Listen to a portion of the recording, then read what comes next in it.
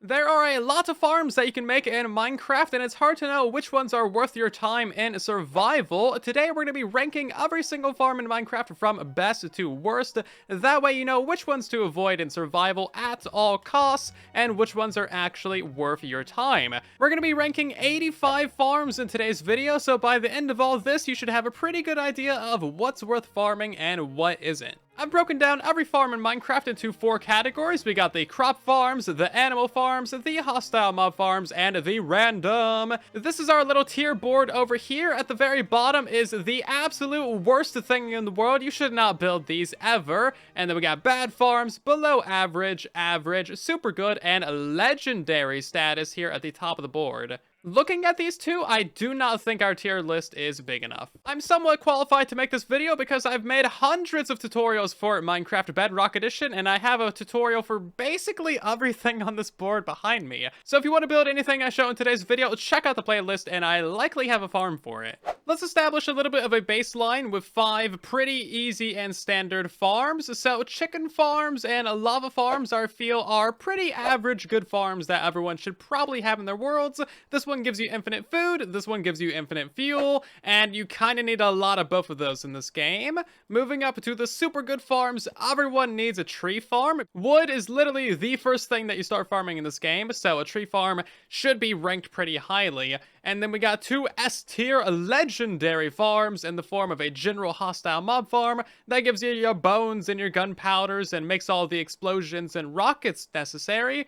And then, of course, potatoes. No need to say anything here. We all know that potatoes are just a legendary food source. Everybody loves a good mob farm, so let's get some of those on the board. Everybody loves the slime farms. They're just actually legitimately kind of fun, and they're great for the late game resources as well. Hoglin farms are super easy and a great source of food, so I'm putting those at the same layer as the chicken farms.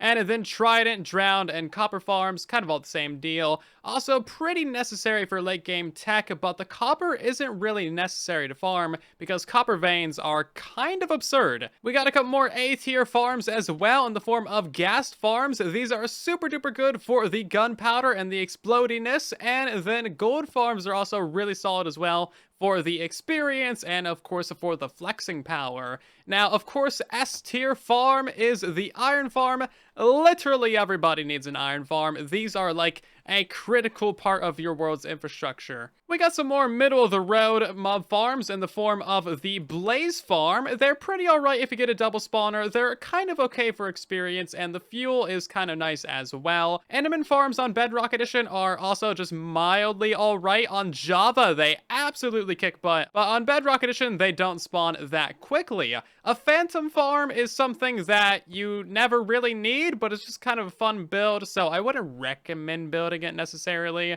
And then finally, we got some straight up bad farms. Magma cube farms.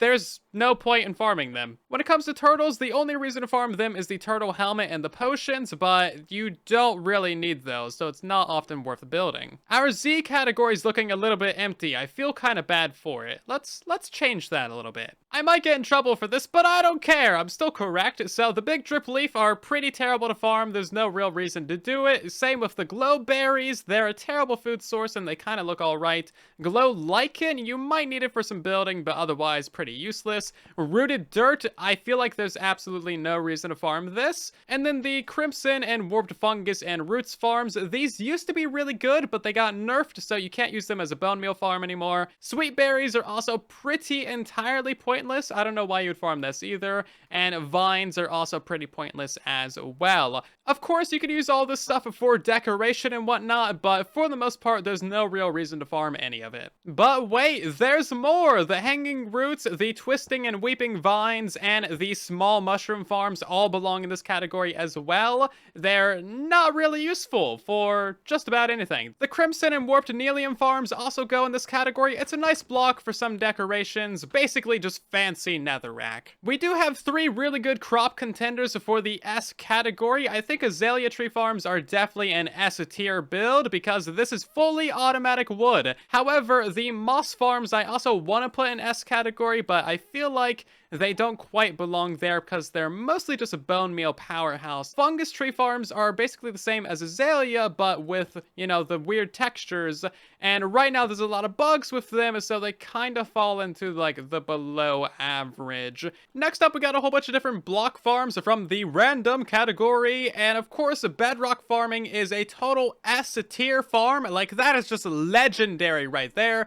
The block that you're not even supposed to be able to break, you can literally farm and acquire. So then we got a whole bunch of different average farms down here for the bottom. So I would say that cobble farms, stone farms, obsidian, ice, and basalt are kind of all just average farms. You can get a lot of these resources very easily just from going throughout the world. The humble dirt farm belongs at the very bottom of the build. Nobody needs to farm dirt unless you're in Skyblock. And even then, it's not even enjoyable. In my extremely humble opinion, I think that bartering farms are a pretty great farm to have in your world. They just provide you with so many different items, especially the non-renewable items like quartz and gravel that you'll need for a lot of different crafting. Dragon farming is also pretty epic as well because you're literally farming the late game boss of Minecraft. Stray farms in Minecraft used to be a S tier legendary because they would drop wither skeleton skulls due to a bug. When it comes to the other types of skeletons, zombies, and spider spawners that you find throughout the world, this is honestly a pretty below average farm. Even if you find multiple mob spawners,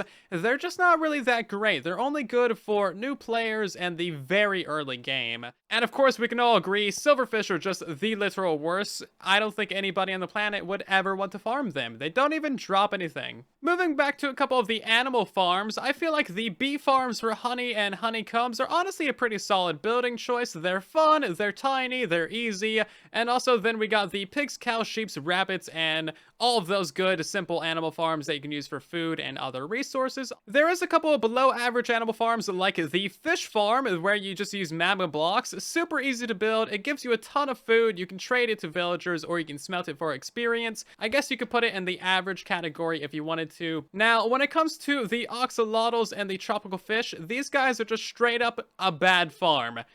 They're such a waste of time. Trying to get a blue axolotl has wasted millions of player hours. Do not try to get a blue axolotl. It is not worth your time. In fact, I'm literally going to put these down a couple layers. The game won't even let me make the joke that I want to make. So this is basically where the axolotl and tropical fish farms belong, all the way down at the bottom of the world. That is how bad I think they are. When it comes to farming the cute little squid creatures, that's kind of below average morality, and also they only give you ink, which is only good for dye, so not really a good thing to farm. Could probably go into the bad category. But what definitely goes in here is glow squid farming, literally only good for glow signs. We got a couple more entries into the S tier category. Villagers, as painful as they are extremely good, and they are your ticket to the end game with all of their trades.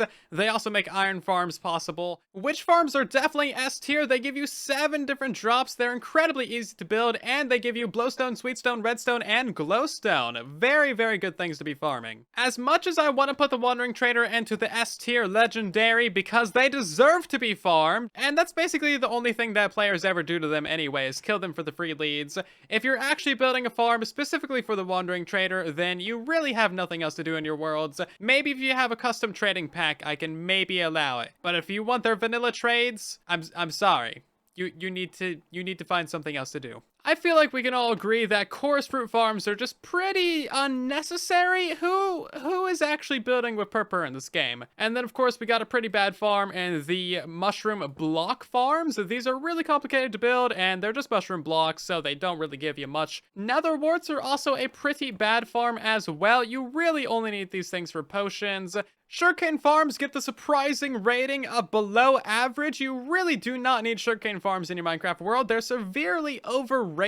However, bamboo and kelp do get a much higher rating because these are 2 actually useful farms. Scaffolding on Bedrock Edition is a great furnace fuel, and kelp blocks are also a pretty good furnace fuel as well. Overall, these are just 2 pretty simple but fun farms to build. Regular flower farms are your ticket to a whole new world of colors that can really up your building shenanigans with a ton of festive colors. However, the 2 tall flower farms are kind of below average. They're so easy to build, but they do give you a lot of drops, so you could put them a tier up if you wanted to. time to clean up some of the random things. So raid farms are a total S tier farm. Totems of Undying are so good, I would highly recommend it. And then of course all the emeralds and all the other witch drops, not to mention the enchanted books and the armor. AFK fish farms are also extremely good early game as well for all of the different enchanted books and food. When it comes to the record farms, these are just kind of a bad farm. Unless you really like the music discs and you don't have access to the internet,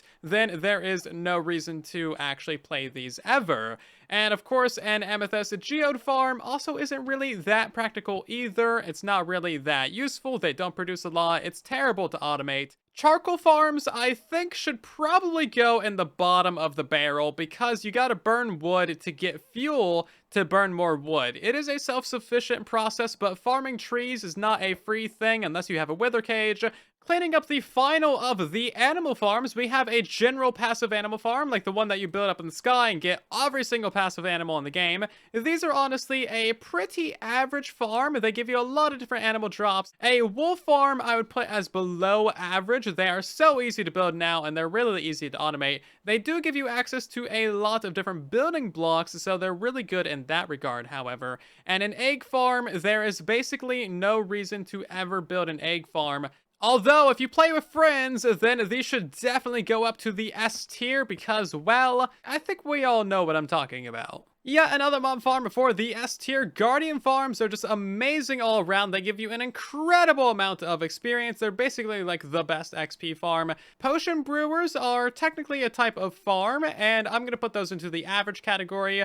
Most likely, you don't need a lot of potions unless you're building in the nether and you want some fire resistance. Snow and dripstone I'm putting into the bad E category because you can get a lot of snow very easily throughout the world and you probably don't need a farm for it. And dripstone you can also harvest very easily from the caves, and farming it is just the slowest thing in the world. Unfortunately, we're gonna have to put the cactus into the bad E category as well because it's just a cactus. You don't really need it except for the green dye. Sea pickles are of course gonna be going into the C category because they are sea pickles.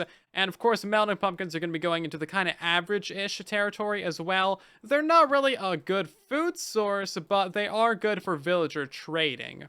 And yet another mob farm before the S tier category. We got the Wither Skeleton and Fortress farms. These things are honestly just pretty incredible. Having a large supply of Wither Skulls and beacons is always a huge flex. Not to mention all the bones and coal and blaze rods and possibly even the magma cream and gold that you get from a fortress farm too. Finishing out the rest of the standard crops, we got wheat, which I'm going to put into the below average category. You're not really going to be eating it. It's okay for breeding animals, but it is required in a fair few crafting recipes. Carrots are going to go into the bad category. You don't really need them unless you're making golden carrots, but you can also buy those from villagers too.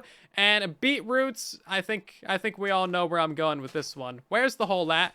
Yep, that is where beetroot farms belong, and why yes, this is the nether, which is technically far, far, far below the overworld. So, yeah, take that, beetroots. In fact, you even belong further down than that. There's only two crops left, and that is the cocoa beans and the coral fans. I would say cocoa beans belong in the pretty bad category. They're only useful for dye and cookies, neither of which you're really going to need that much of. And then the coral fan farm I'm also going to put into the E category. Right now on Bedrock Edition, you can still use these for mob farms, but as soon as that mechanic is officially broken, it's going to go down into the Z category because you're never going to need it. Creeper-only farms on Bedrock Edition I feel like are pretty average. They usually take an extreme amount of resources and time and energy to construct. A ghast farm or a regular hostile mob farm are usually going to be a better use of your time and be a lot easier to construct. Now, when it comes to shulker farmings, these of course have to be in the S tier. Infinite shulker boxes is a must-have. And you know what they say, leave the best for last, and that is the pumpkin pie. Pumpkin pie farms are in a category all of their own, and that is the S++ category. The only item in the game that is truly worth farming, truly a masterpiece of Minecraft pixel art. It even fits perfectly within the glow item frame. Look at that. It's like it was made for it. Truly the best item in any video game ever. And now you know what farms are worth building in Minecraft and which ones you should absolutely avoid. If you have any thoughts or you think I missed something, then of course let us know in the comment section down below. If you enjoyed this video, then drop a like or maybe subscribe to help us reach 500,000 subscribers. Thank you for watching, and I'll see you down in the comment section and in the next one. And then there was silence.